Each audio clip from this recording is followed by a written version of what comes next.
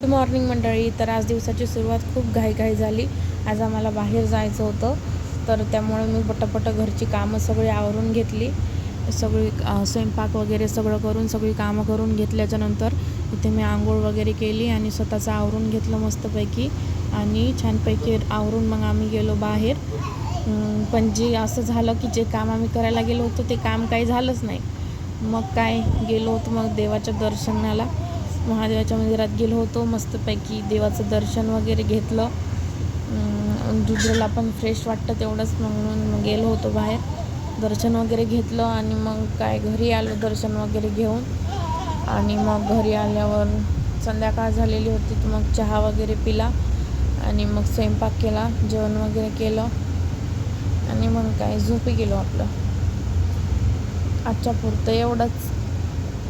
Mini vlog आवडल्यास like करा. Thank you for watching. भेटूया नेक्स्ट व्लॉगमध्ये.